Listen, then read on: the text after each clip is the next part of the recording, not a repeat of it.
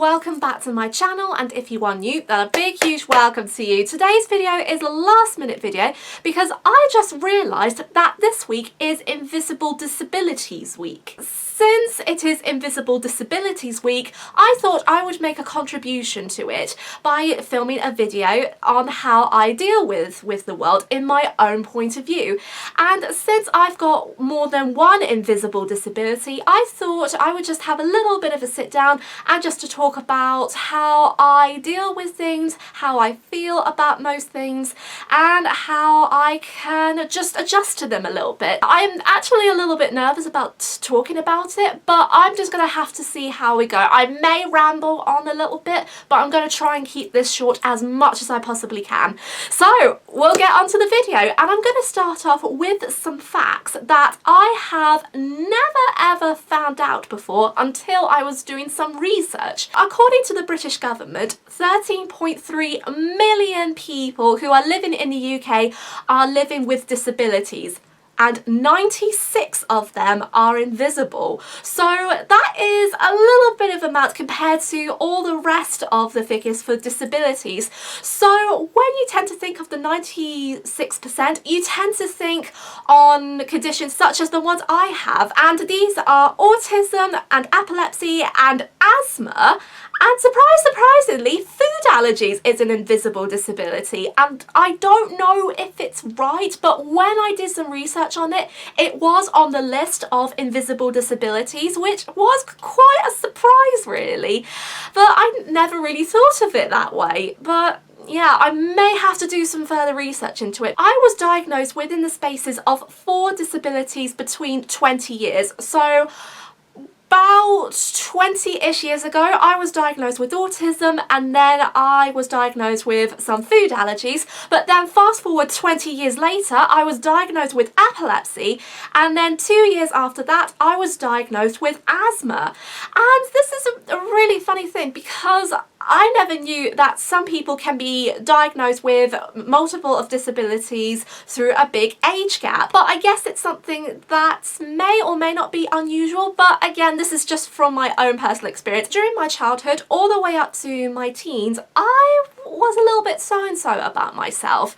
Basically because I didn't really know who I was, and I just didn't really understand myself, and I just didn't know what to do in these places, or just find out the questions like why I am in this social group, or why do I have to be here, there and everywhere when I can actually go to other clubs like children who don't have a disability. And it used to make me sad a lot because I just didn't really know what to do in that situation. I think I could describe it like that, but I really don't know. It's hard to explain really, and as you can see, I'm actually trying so hard to find the words, but I know I'm struggling to talk about it. But because I didn't understand what was going on with my life, I never really accepted that I was autistic until I was older. I was never told by my parents that I was on the autistic spectrum, and when I did find out about it, I found it through a local group I used to go to, and I found out about my autism before I was 10 years old. And I just didn't really understand, or I just didn't have a really huge interest in it. But it's really quite surprising in that sense because I knew that I was struggling to fit in, but I never really accepted that I was autistic. And I think that's because that's why I really didn't have an interest in autism. But I think it's generally because I didn't really accept myself as an autistic person until I was an adult. It did take quite a while, but I think now that I accepted myself being autistic, I feel like I can accept myself and just go with the flow. When I was diagnosed with epilepsy, I knew that there was more to some things than I thought there were, but I knew that epilepsy was going to be a bit more trickier than autism. But mind you, having autism is difficult already, but with epilepsy it was much harder because I just didn't really know how to prepare myself, and I had to be more alert, and I really need to know more about health and safety in case I had a seizure.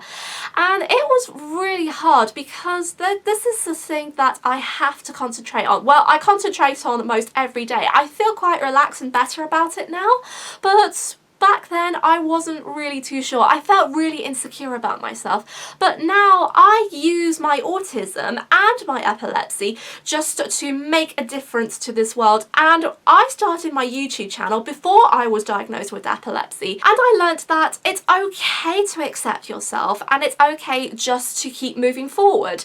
And even though I was afraid to admit myself I had epilepsy, I used my YouTube channel as kind of like a little comfort blanket. But now I've used this just to talk more about epilepsy and autism. I can say that I'm really grateful for social media, and I'm really grateful for myself to get into that place. However, I still feel insecure about myself, and outside of YouTube you'll probably see me as a different person. When you probably see me walking down a street in my local town centre, or sometimes when I am in a large group of adults, I'm the one who's generally the quiet one. I'm the one that doesn't really speak, and the reason why it is because that I can feel incredibly shy, and I wouldn't know how to engage in the conversation because I know that most of the people will do the work and I'll just stand back a little bit. But when I am out and about, I just really feel unsure about myself because I worry about if I have a seizure when I'm out alone or something else. I haven't really had these experiences yet, but these are the things that I really feel frightened of. And it's okay because not everyone is invincible. And these are the general things that some people like myself may go through every single day. But every day I have to remind myself that don't let fears take over you. You can let your fears take over if you can brush them aside and do things that will come out of your comfort zone. So for me, for example, I started walking, and this is something that I've never done before in the past because I didn't feel independent enough and I wasn't too sure and I was very insecure about myself. But since I'm now open to do more walking, I really prefer it than using public transport because I know that I don't always have to rely on public transport all the time, and then also it just saves money, but then also it just gives me a chance to do some exercise because I don't really do it a lot. I also found out that although I'm quiet in groups with adults, I'm not so quiet in groups that are with teenagers and children. I always feel that I have a bit more of an understanding with children and teens, and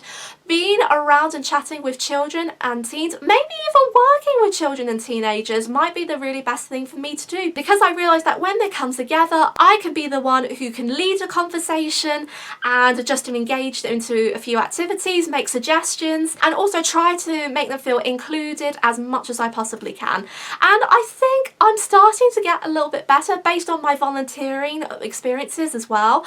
But I also found that it is really quite nice just to come out of my comfort zone a little bit, and I've noticed that it's really improving a lot now, which I'm really pleased and proud of myself. Ever since I started being more independent about nearly 2 years ago now, since when I started the buses, I now think that I can really handle anything. I cannot know for sure because only time will tell, but I hope in the main future that something positive will turn up again, and if it does happen, I'm gonna really try my very best to be the best I can be, but also I'm going to do my best to enjoy life as much as I possibly can.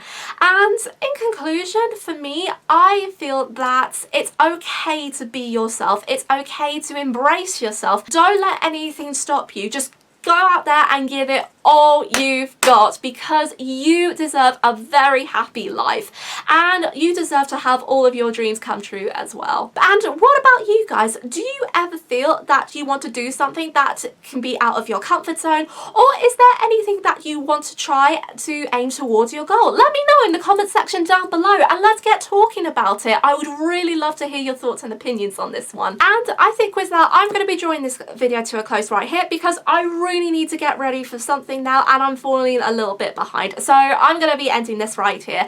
And until then guys, I hope you have a wonderful day wherever you are in the world right now, and as always remember to keep on dreaming and never stop believing. I'll see you very soon. Bye!